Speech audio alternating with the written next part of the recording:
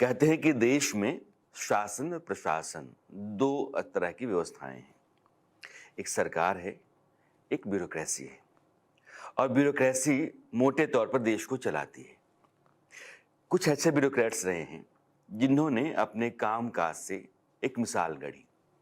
उन्होंने बताया कि अगर काम ठीक से किया जाए तो देश में व्यवस्था ठीक हो सकती है, जो सवाल होते हैं उनका समाधान हो सकता है और कहीं से किसी भी तरह की गड़बड़ी धांधली की कोई गुंजाइश नहीं रहेगी।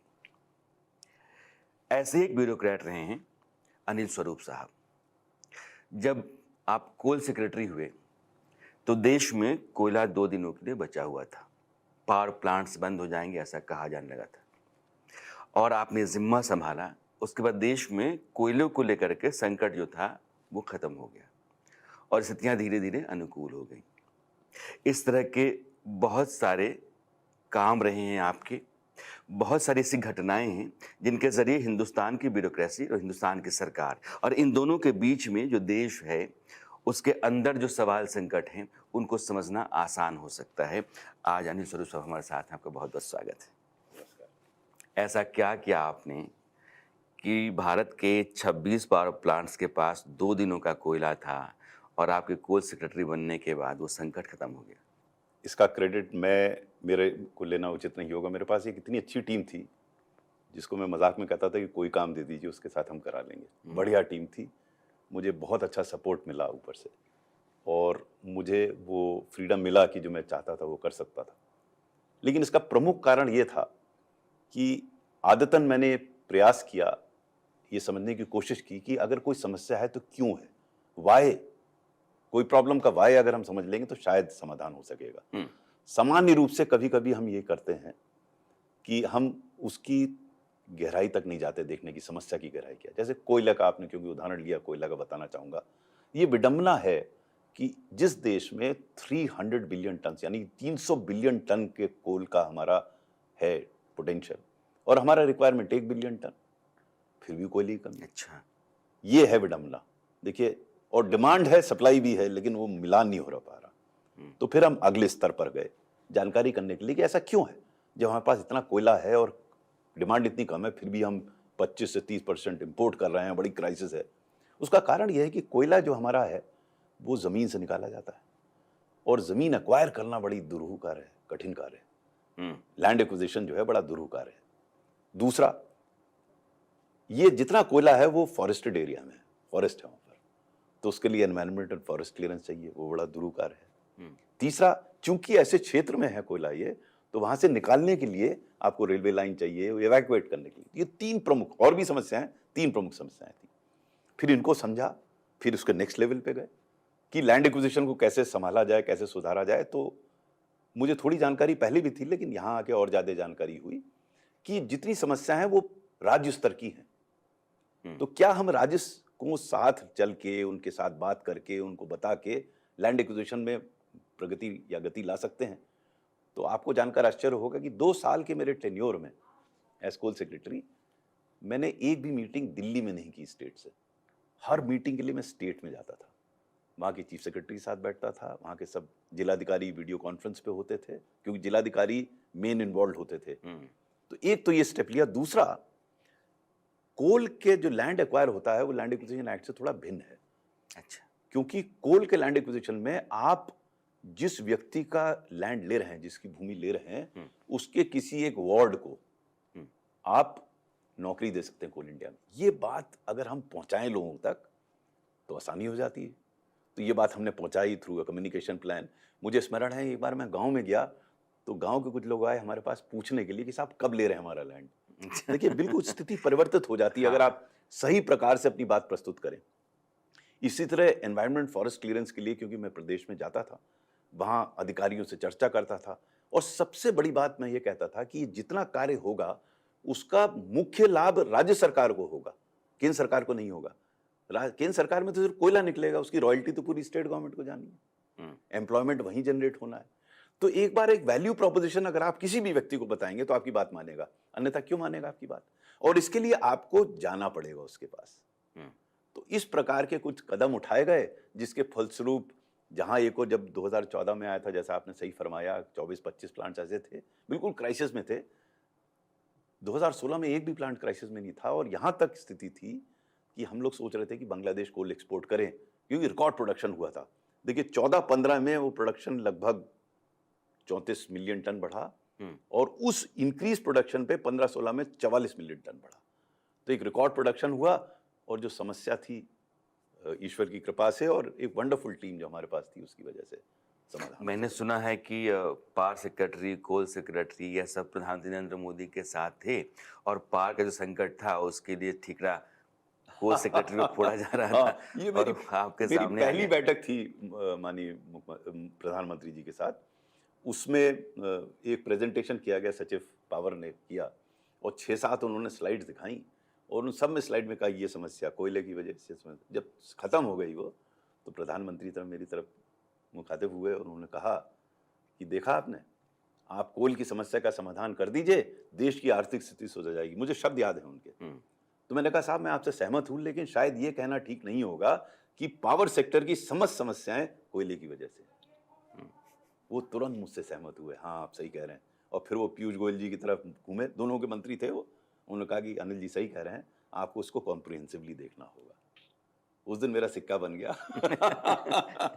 मैंने तो ये भी सुना है कि आपके मंत्री को इस बात उनको ये गलत का फहमी भान था कि प्रधानमंत्री का बहुत नजदीकी हाँ, है। उनको गलत फहमी हो गई कि क्योंकि प्रधानमंत्री ने पहली बैठक में मेरी बात मान ली है। उसके बाद जब कोल ब्लॉक ऑक्शन भी ठीक ठाक हो गया, तो मुझे स्मरण है कि सब सचिवों के सामने उन्होंने कहा कि देखिए अनिल ने कितना अच्छा काम किया कोल ब्लॉक में। तो इन 2-3 वाकयों से उनको हमारे मंत्री को ऐसा आभास हुआ कि मैं प्रधानमंत्री के नज़दीक हूँ। मेरी बड़ी प्रोफेशनल रिलेशनशिप थी, वो मुझे बहुत मानते थे, मैं उनको बहुत आदर करता था। तो ये मेरी रिलेशनशिप थी।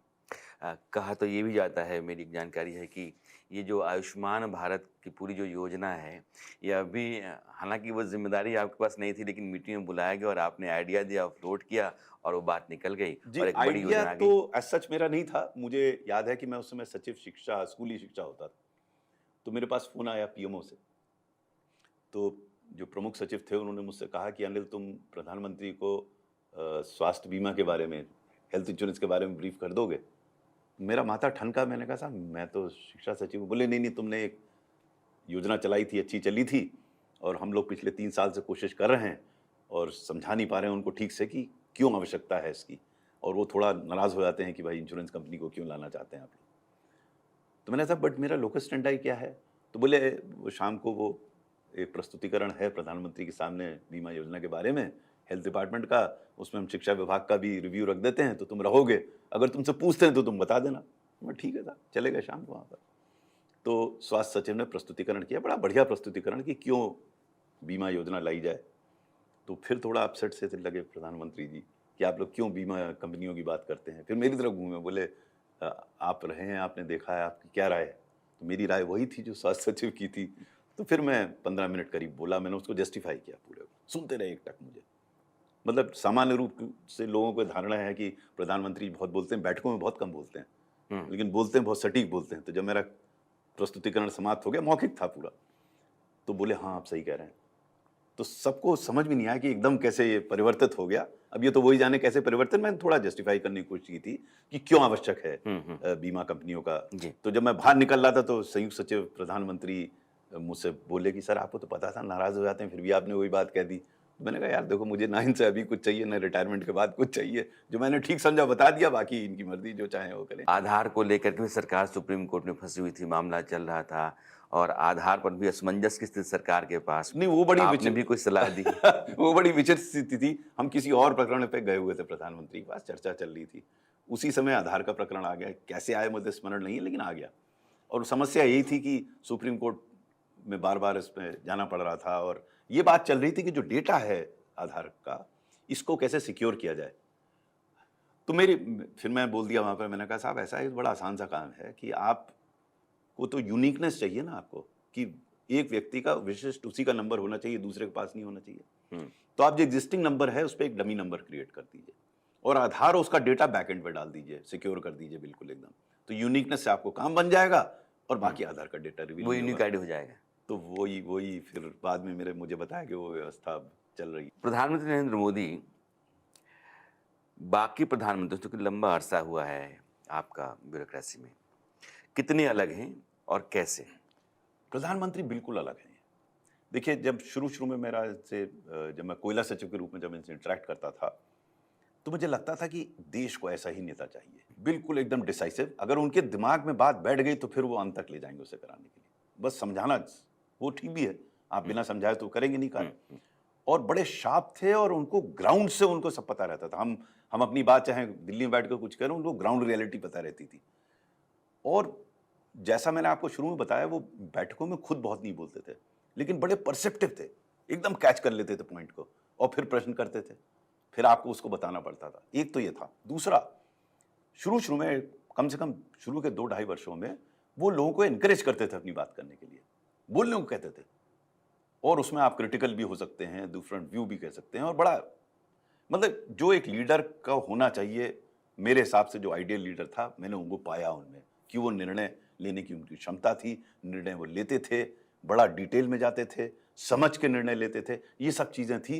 और मुझे स्मरण है कि शुरू में उन्होंने कई ऐसे कदम उठाए, जैसे उन्होंने सचिवों की अनौपचारिक समितियां बनाई, जो ऐसे विषयों पर चर्चा करती थी जो उनसे संबंधित सीधे नहीं थे, लेकिन उनकी जो राय आती थी बड़ी परिपक्व आती थी, उससे आगे काम। तो जो एक नॉर्मली क्रिटिसिज्म होता है ब्यूरोक्रेसी का कि सब विभाग अपने साइलोज में रहते हैं, उन्होंने साइलोज तोड़े और वो साथ मिलकर काम करने की प्रवृत्ति आई। उसी तरह हम लोगों सचिवों को कहा कि आप जब आप सब डिवीजन में जब आपने आरंभ किया तो वहां जाके देखिए क्या प्रगति हुई और क्या नहीं हुई, क्यों नहीं हुई, कैसे नहीं हुई। तो शुरू के स्टेप्स तो गजब के थे। आपको लगता है कि सरकार में और बीजेपी के भीतर अरुण जेटली जैसे नेता की कमी है? उन्होंने कोई ऐसा वाकया बताइए जिसके ज़रिए आप ये साबित कर पाएँ कि अरुण जेटली कंसेंसस बिल्डिंग में माहिर थे और वो सबको जोड़ लेते थे। देखिए, कई मैंने इंस्टेंसेस अपने पुस्तक में लिखे हैं, लेकिन एक उदाहरण देना चाहूंगा। जब हम लोगों को कोल ब्लॉक ऑक्शन करने थे तो एक नया लॉ लाना था पार्लियामेंट में। पहले तो ऑर्डिनेंस हो गया, लेकिन फिर लॉ पास होना था। राज्यसभा में एनडीए का बहुमत नहीं था। अब देखिए कैसे किया, अरुण जेटली ने मुख्यमंत्रियों से बात की।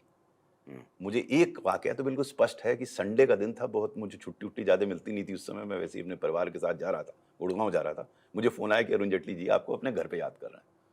तो मैं वापस पहुंचा उनके घर पे। तो उनके घर पे उस समय नवीन पटनायक जी बैठे थे, जो उस समय मुख्यमंत्री थे, हमारे कोयला मंत्री थे पीयूष जी, और अरुण जेटली उस समय उनको समझाने की कोशिश कर रहे थे कि क्यों वो इस बिल का सपोर्ट करें, क्योंकि उस समय वो एनडीए के पार्ट नहीं थे। तो जब मैं घुसा अंदर तो उन्होंने कहा कि अनिल जी जरा नवीन जी को बताइए। अब देखिए, उन्होंने एक मुख्यमंत्री को अपने घर पे बुलाया है, मुझे बुलाया, मैंने पूरा एक इस पे चैप्टर लिखा अपनी किताब पे। मैंने नवीन पटनायक जी को ये समझाया कि कैसे इस कोल ब्लॉक ऑक्शन से अधिकतर लाभ राज्य सरकार को होना है। देखिए, ये बात पहुंचानी है हमें उन तक, उनके लिए क्या वैल्यू है, वो क्यों सपोर्ट करें। जब उनको समझ में आया कि इतनी धनराशि हमें मिलेगी, इतना लाभ होगा, अगले दिन उन्होंने प्रेस कॉन्फ्रेंस करके सपोर्ट कर दिया। और ये सिर्फ अरुण जेटली साहब की वजह से। तो एक ही वाकया नहीं है, वो अक्सर हम लोगों को कोई भी कठिनाई होती थी, हम उनके पास जाते थे और सबको सुनते थे और फिर सब लोग उनकी राय मानते थे। एक वाकया आपके बारे में मैंने सुना कि कल्याण सिंह के साथ आप काम करते थे और तब आप सूचना विभाग में हुआ करते थे, जूनियर ऑफिसर थे, और चीफ सेक्रेटरी जो है किसी बात पर आपको कूनी मार रहे थे और वो बात कल्याण सिंह साहब को याद रह गई, फिर आपको उन्होंने दोबारा बुला लिया। हाँ, मेरी आदत थोड़ी खराब शुरू से ही थी, अपनी बात में कहता था और बहुत ज़्यादा मुझे नुकसान नहीं हुआ सेवा में, लेकिन ऐसी रेपुटेशन बन गई, अपनी बात बोलता है। ये बड़ा इंटरेस्टिंग प्रकरण था। मुझे मेरा ख्याल 10 साल हुए होंगे सेवा में। मैं कल्याण सिंह जी का विशेष सचिव और डायरेक्टर इन्फॉर्मेशन था। तो मेरा काम सुबह सुबह जाके उनको पेपर क्लिपिंग्स आती थी, तब तो टीवी भी था नहीं ज़्यादा, पेपर क्लिपिंग्स दिखाते थे जाके उनको, उनका फिर रिएक्शन लेते थे। इस दिन सुबह जब मैं पहुंचा, 9 बजा होगा शायद, उनके घर पे जाते थे, तो वहाँ पे चीफ सेक्रेटरी और डीजीपी पहरे से विराजमान थे। तो थोड़ी सी एक चर्चा चल रही थी जिसमें थोड़ा कल्याण सिंह जी परेशान लग रहे थे, और चर्चा इस बात पे थी कि इटावा में बाई इलेक्शन होना था और उनकी 7 बैठकें लगा दी थी, 7 स्पीचेस लगा दी थी, 7 सभाएं लगा दी थी, और उनकी तबीयत थोड़ी ठीक नहीं थी। तो वो ये कह रहे थे कि मैं कैसे 7 कर सकता हूँ, किसने 7 लगा दी, आखिरी 2 मीटिंग्स कैंसिल कर दो। तो जब वो ये कह रहे थे तो मुख्य सचिव और डीजीपी दोनों उनकी हाँ में हाँ मिला रहे थे, हाँ सर आपकी तबीयत ठीक नहीं, आप नहीं जा सकते। मेरे से रहा नहीं गया। मैंने कहा साहब, कुछ दिन पहले मैं डिस्ट्रिक्ट मैजिस्ट्रेट था और जब चीफ मिनिस्टर आते थे तो साहब बड़ी तैयारियां होती थी और लोगों को आशाएं होती हैं, अपेक्षाएं होती हैं, तो चाहे सर आप 2 मिनट के लिए जाएं, लेकिन कैंसिल मत कीजिए इस लेट स्टेज पर। तो मेरी तरफ उन्होंने घूर के देखा, तुम क्या समझते हो मैं जा सकता हूँ? जैसे ही उन्होंने कहा चीफ सेक्रेटरी मुझे वो नहीं मानने लगे।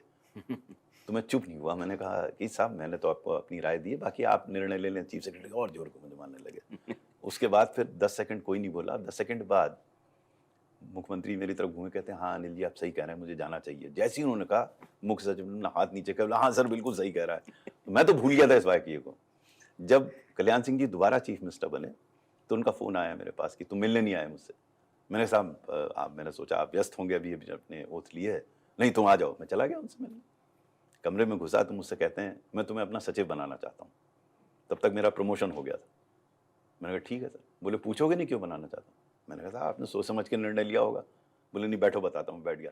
तब उन्होंने तुम्हें याद है ये, तुम्हें याद है? मुझे शुरू में याद नहीं आया। बोले तुम्हारे मुख्य सचिव यूं कर रहे थे। मैंने कहा ओ सर। बोले मैं तो निंदक नहीं रहे राखी है। आपने सर बहुत सारे नेताओं के साथ काम जी, किया जी। होगा, बहुत सारे मिनिस्टर्स के साथ काम किया होगा, जो लोग आपको बहुत प्रभावित कर गए। देखिए मुझे कल्याण सिंह जी ने बहुत ज्यादा प्रभावित किया। मैंने उनसे बहुत सीखा।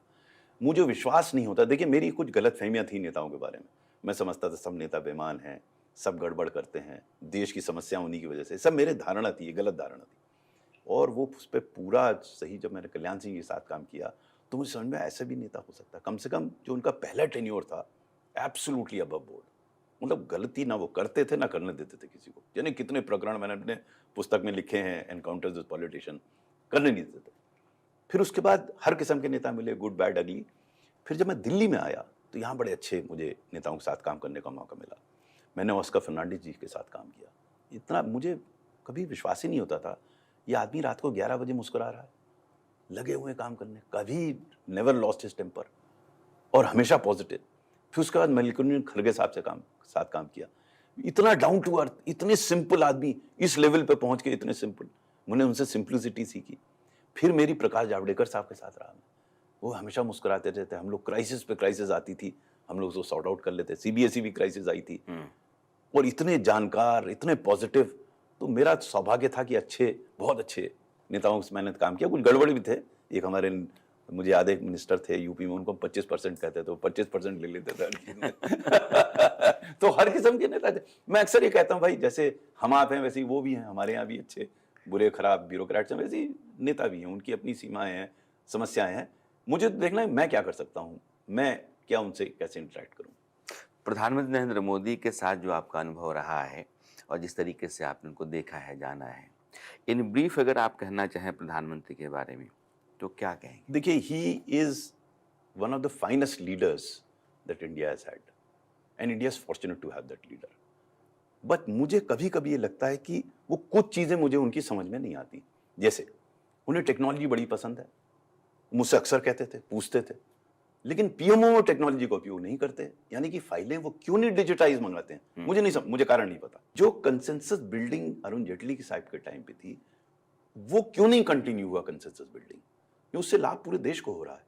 भाई जीएसटी आया, पूरे देश को लाभ हुआ ना। इसी तरीके कई ऐसे प्रकरण हैं जिसपे अगर कंसेंसस बिल्डिंग का प्रयास किया जाए तो कंसेंसस बिल्ड होगा। वो क्यों नहीं हो रहा? सर, अगर आपको ब्यूरोक्रेसी के टॉप पर बिठा दिया जाए, कैबिनेट सेक्रेटरी बना दिया जाए और आपको 2-3 बड़े फैसले करने हो या प्रधानमंत्री को 3-4 सलाहें देनी हो जो ज़रूरी लगती हैं, क्या क्या हो सकते हैं? पहली चीज तो चूंकि प्रधानमंत्री को टेक्नोलॉजी बहुत पसंद है, इसलिए उनको इस बात से विस्तार से चर्चा करनी चाहिए कि टेक्नोलॉजी का उपयोग निर्णय को गति लाने में कैसे किया जाए। इसी के साथ साथ टेक्नोलॉजी का उपयोग भ्रष्टाचार दूर करने के लिए कैसे किया जाए। दोनों हो सकती हैं चीजें। तो ये स्पष्ट है पहला। दूसरा, अगर मैं उनके साथ हूं तो मैं उनसे कहूं साहब ठीक है मतभिन्नता हो सकती है, ये साहब थोड़ा प्रयास सबसे बात भी कीजिए, आपको इनिशिएटिव लेना चाहिए। आप बात कीजिए ना मुख्यमंत्री से, फोन उठा के आप पूछिए भाई ये चीज है क्या है। मतलब उस लेवल पर पहुंच पे थोड़ा बड़प्पन आना चाहिए। हम आके मारपीट नहीं कर सकते। उस देखिए अटल जी में बात थी, अरुण जेटली में बात थी कि वो बात सबसे बात कर लेते थे। भाई वो ठीक है, मैंने फिर बार कहा कि मतभिन्नता आप ये करें। तीसरा, आसपास ऐसे लोगों को रखें जिनमें ये दम हो कि वो अपनी बात कह सके। अल्टीमेटली निर्णय उनको लेना है। मुझे कभी कभी ऐसा लगता है कि ये बात शायद उन तक पहुंच नहीं रही। मैं कह नहीं सकता मैं सही हूं गलत हूं, लेकिन चूंकि जो इतनी स्टार्क है, जो अनएम्प्लॉयमेंट की समस्या हमारी है, उस पर चर्चा ना होना, विचार ना होना, रणनीति ना बनाना, ये मेरे लिए आश्चर्य का विषय है, क्योंकि बहुत महत्वपूर्ण है देश के लिए। ये सरकार और पीएसयूज लोग कहते हैं कि अगर दोनों ये पहिए हैं और ये दोनों ठीक से चलें तो परफॉर्मेंस अमेजिंग हो सकता है बिल्कुल। सरकार का, लेकिन ऐसा होता नहीं। पीएसयूज अपने ढर्रे पे चलते हैं, सरकारें जो हैं उनके सेक्रेटरीज वो अपने तरीके से चलते हैं। दिक्कतें कहाँ आती हैं? देखिए, मेरा मेरा अनुभव रहा सचिव कोयले के संदर्भ में, और इस बात पे भी मैं बताना चाहूँगा, लोग मुझे बहुत क्रेडिट देते हैं कोयला उत्पादन बढ़ने का। मैंने उसमें खास नहीं किया, खास काम किया कोल इंडिया ने, और उसको जो चेयरमैन उस समय थे सुधीर भट्टाचार्य, गजब के अफसर, उनकी और उनकी टीम की वजह से कोयला प्रोडक्शन बढ़ा। तो हम लोगों ने किया क्या, और ये मैं अक्सर कहता हूं कि एक मॉडल बन सकता है पीएसयूज को कैसे हैंडल करे गवर्नमेंट। रोल डेफिनेशन क्लियर होना चाहिए कि क्या उनकी भूमिका है, क्या मेरी भूमिका है। जैसे कोयले के संदर्भ में, कोयले खोदने का काम तो उनको करना है, मुझे तो नहीं बताना कि इसको पकड़ो, इसको लाओ, ये खोदो, वहां खोदो, ये कोयला, मुझे पता भी नहीं। मैंने बस, हम इंटरफेयर नहीं करते थे उनको क्या, लेकिन हम सहयोग कैसे करते थे। देखिए, लैंड एक्विजिशन मैंने आपको बताया, लैंड एक्विजिशन में लैंड एक्वायर करने के लिए जो राज्य सरकारों से चर्चा करनी थी वो कोल इंडिया नहीं कर सकता था, वो सचिव भारत सरकार कर सकता था। फॉरेस्ट एनवायरमेंट क्लियरेंस के लिए ज्यादातर प्रकरण फिर गवर्नमेंट ऑफ इंडिया में आते थे, स्टेट से चल के, वो कौन करेगा, वो हम करेंगे।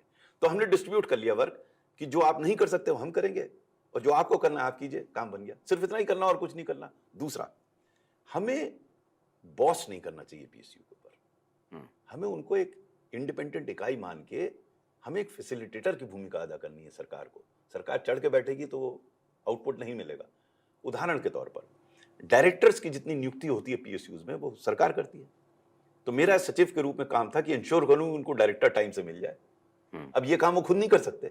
तो अभी तो बहुत सारे पीएसयूज में डायरेक्टर्स के पोस्ट खाली हैं। बड़ा दुखद स्थिति है। देखिए कि सरकार को ये सोचना चाहिए, अगर पीएसयू से अच्छा काम कराना हो, मैं दावे के साथ कह सकता हूं कई पीएसयूज बहुत अच्छी हैं। सरकार को अपनी भूमिका निर्धारित करनी है, सरकार को डंडा लेके नहीं खड़ा रहना है। जैसे मैं जो बताया गया कि साहब चिट्ठियां जाती हैं यहां से चेयरमैन को, ये करिए, ये करे, भाई चिट्ठी से उद्धार हो रहा होता तो देश का दिन कब का उद्धार हो। हमें बैठ के समझना है कि समस्या क्या है, और उसमें फिर अपनी भूमिका निर्धारित करनी है, जो हमने कोल में किया। पहले समझिए समस्या को, फिर अनावश्यक रूप से उत्तरदायित्व ना निर्धारित कीजिए। देखिए आप उसमें क्या कंट्रीब्यूट कर सकते हैं। हर शासन का हर विभाग पॉजिटिवली कंट्रीब्यूट कर सकता है पीएसयू के लिए। तो जैसा आपने कहा कि दो पहिए साथ चलना होगा, अगर आप एक दूसरे, मान लीजिए हम सचिव के रूप में चढ़ बैठे उनके ऊपर, तो एक पहिया दूसरे के ऊपर चढ़ बैठेगा तो आगे तो बढ़ेगा नहीं, तो साथ चलना है उनको। तो ये सामंजस्य बैठाने का काम सचिव का होना चाहिए, मंत्री का होना चाहिए। ये प्रयास होना चाहिए कि हम समझें। और पीएसयू क्या, कहीं भी किसी भी व्यक्ति से आप अगर काम सबसे अच्छा लेना चाहते हैं तो उसके ऊपर चढ़ के आप नहीं करा सकते। आप समझिए, उसको ये समझाइए कि उसका इसमें क्या लाभ है। अब देखिए, मैं अक्सर जब शुरू शुरू में बहस होती थी मैं कहता था, साहब ये बताइए कोल इंडिया क्यों नहीं प्रोडक्शन इंक्रीज करेगी कोयला? भाई नॉर्मल है, वो करेगी।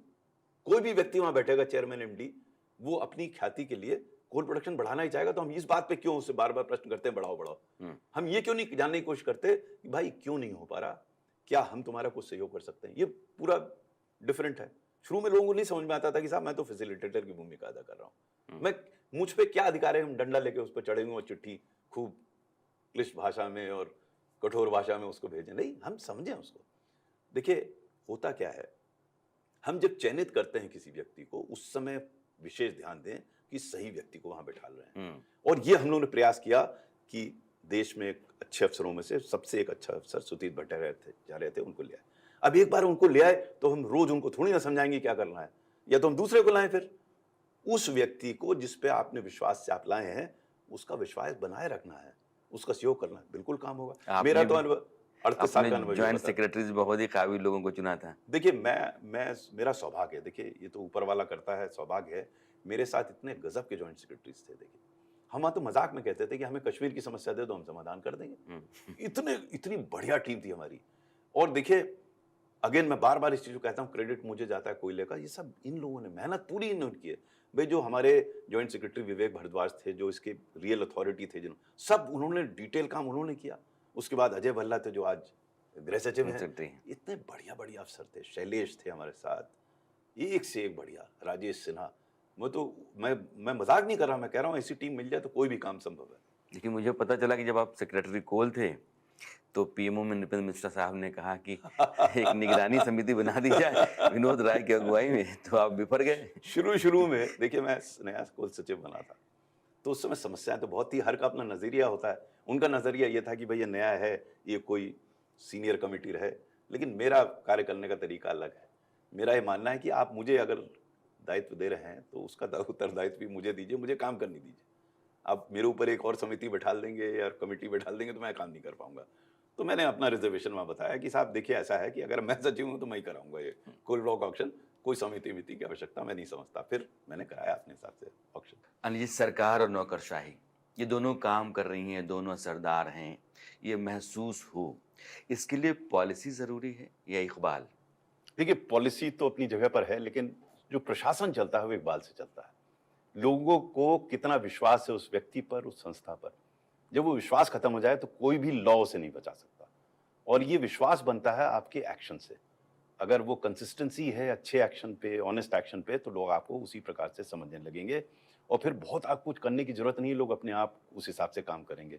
मुझे स्मरण है कि मैं जब जिलाधिकारी था, जिला मजिस्ट्रेट था लखीमपुर खीरी में, वर्ष 1991-92 में, तो उस समय राम जन्मभूमि प्रकरण चल रहा था। आसपास के सब जिलों में कर्फ्यू लगा था, हमारे जनपद में कर्फ्यू नहीं लगा था। अच्छा। लोगों को ये पता था, क्योंकि पड़ोस जिले में जब मैं सब डिविजनल मजिस्ट्रेट था तो मैंने एक बहुत ही महत्वपूर्ण इंपॉर्टेंट एमएलए के विरुद्ध एनएसए का केस बनाया था। तो वो बात यहाँ तक पहुंच गई थी। उसकी वजह से मेरा वहां तो ट्रांसफर हो गया था, लेकिन लोगों को पता लग गया था कि ये नहीं देखते कौन सी पार्टी का है। गड़बड़ करेगा तो बंद कर देंगे। तो इकबाल बहुत बड़ी चीज है। अगर इकबाल बुलंद है तो बहुत सारा काम अपने आप हो जाता है। मैंने सुना है कि एक बार आपसे सवाल हुआ कि आप इतने काबिल ऑफिसर हैं, ईमानदार ऑफिसर हैं, परफॉर्मिंग ऑफिसर हैं, फिर आप कैबिनेट सेक्रेटरी क्यों नहीं बन पाए? ये प्रश्न मुझे, मेरा एक बुक लॉन्च हुआ था लखनऊ में, तो किसी ने मुझसे पूछा, तो मुझे उत्तर थोड़ा सोचना पड़ा। फिर मुझे कुमार विश्वास की कुछ पंक्तियां याद आईं, उसको मैंने थोड़ा सा परिवर्तित करके फिर मैंने उसका उत्तर दिया। मैंने कहा कि देखिए भाई, ऐसा है कि मेरे मुखालिफों में जिक्र है कि शख्स काबिल है, लेकिन दो ऐब हैं इसमें। एक तो सिर उठा के चलता है और दूसरा मुंह में जुबान रखता है। ओहो। अनिल स्वरूप जी, भारत सरकार में कई महकमों में आपने सचिव के तौर पर बहुत महत्वपूर्ण भूमिका निभाई है। आपने दिलचस्प अपनी जो बातें हैं उसको साझा की हैं और आप बोलते भी बहुत बेलाग हैं। आपकी ज़ुबान चलती है बहुत साफ और आपके कहने से मैं ही खुद आपको सुनता रह गया। तो बहुत बहुत शुक्रिया आपका आने के लिए और अपनी बातें साझा करने के लिए। Thank you sir, thanks. वो